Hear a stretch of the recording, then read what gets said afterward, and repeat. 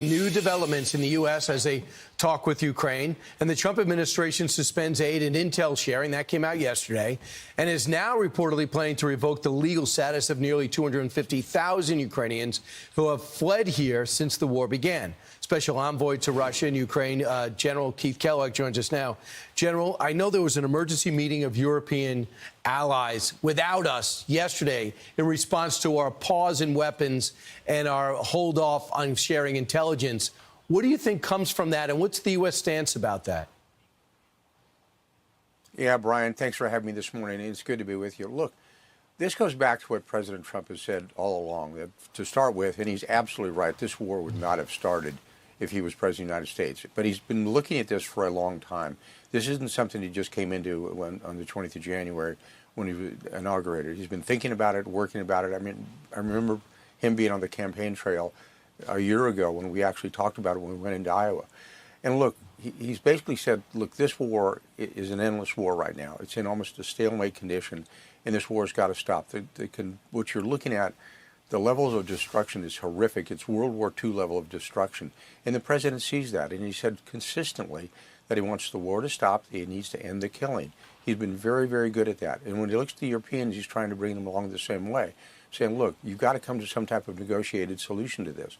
This war is not going to be decided on the battlefield. It's just not, because both sides are dug in, they're entrenched, and the president sees diplomacy, and he's very good at this, on coming to a solution. And look, look what he's done in the last 40 days. I mean, he's had Steve Witkoff talking to Putin in Moscow.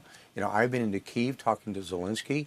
He's got an all-star team. When you look at Besant from Treasury, and you look at Steve Witkoff, the special negotiator that working with Russia. When you look at Letnick, you look at Mike Waltz. It's an all-star team that's got a full court press on trying to bring this to a resolution, and he's trying to bring the Europeans along with him. So we know the deal. He said, if you don't do it, you don't do it. Right. So, General, we know that it looks like they're ready to sign the minerals deal as it looks. I don't know if they need to see each other face to face. They could do a docu-sign. We do that every day. And then we get to it. Now, besides Russia talking to Witkoff and saying to President Trump personally they're ready for peace, where is any Russian give? When can we see if Russia is actually going to do something substantial, any type of confidence building on their end? Because yesterday they're still bombing cities and hospitals. Well, you know, Brian, this is a war. This is the reason why President Trump wants it to stop. You know, war's not pristine, and that's where President Trump really sees that. And he sees the horrific casualties and the damage to the cities. And he made that comment earlier last Friday when he talked about the damage to the cities. Look at Mariupol, a major city absolutely destroyed. I've been inside Izium, which was a city of 70,000 down to 20,000, in the destruction I saw there. The president gets it. He sees it, where he wants to go. He's got Steve talking to the Russians, talking personally to President Putin. And we've got a set of conditions, what we know that Steve's come back with. We've gone to the Ukrainians and talked to them, and we're going to continue to talk to the Ukrainians to get confidence-building measures that we can bring to the president. And we can say, okay, this is the way it stands on both sides. This is where you want to go. It's not an easy process. It's a really difficult process. The president has said that. You know, he made the comment that the Mideast is kind of easy compared to this. So he's actually working it hard. Right. So he's got a great team in place and synchronized going forward. Now, being that we know where we're at, when do we think we're going to have more Russian talks? When do you think we're going to have the more? Ukraine has already pretty much said, we'll sign the deal, we're ready to talk. So what's the next move with Russia? Well, that's one of those where I think it's internal to the White House, the discussions going forward.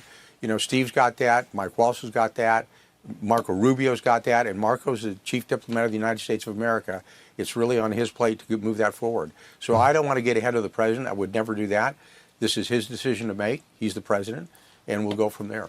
But I'll tell you, no American knows more about what this war's been like on the ground than you. You've been doing this as a private citizen. That's why you're the perfect pick. I got to ask you to tap into your years of the military experience for this one, though.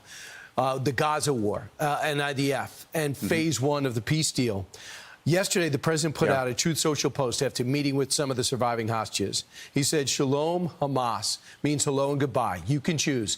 Release all of the hostages now, not later, and immediately return all of the dead bodies of the people you murdered, or it's over for you. Release the hostages now, or there will be hell to pay." It's a little bit longer, but you get the theme. He says, "I'm going to give the IDF everything they need to finish you off." What does get in the mind of a terrorist? How are they going to internalize this? Well, they're not reading the room very well. Look, Eden Alexander is the last American alive that's a hostage, and they've got 4 dead Americans they want to bring back to the United States. Look, this is something you guys just don't read President Trump very well. I go back to 2020, the last State of the Union, when in the closing comments he made, "If you harm an American, your life is forfeit." And this months after that, we went and picked up a guy named Philip Watson in Africa. We sent SEAL Team 6 in there just to get one single American. That's the way the president thinks. It's almost like you're not reading the room, you're not reading the individual as president of the United States. He's been very, very clear, and they just don't seem to get it. And he's absolutely right. And the president has called this one right on the money. So if I was Hamas, I'd say, you know something, just release Alexander, get him back to the United States, release the 4 bodies that we believe you still have, and let's close this deal out. Otherwise, you're going to pay a horrible price. But this is not anything new with President Trump. But real it's the quick, way he is. It's the way he operates. Adam Bowler met face-to-face with Hamas leadership. Are you okay with that? And what do you think that does? Yeah, absolutely. Look, Adam Bowler, that's his job to do that. And Caroline Leavitt made those comments yesterday. This is the job of the special envoy for hostage affairs. And Adam's doing that. And Adam's very, very talented to do that. We just want to get the American back. Eden Alexander, he's the last one there. Bring him home. And that's what we're going to do. I think nobody can question, our efforts with Israel and supporting Israel against Hamas and Hezbollah as well, and also Iran. And this is just another step forward. I don't think people should get worried about the technicalities. This is just us trying to finish the job. Well, no doubt about it. The IDF will be the hammer if they do not produce the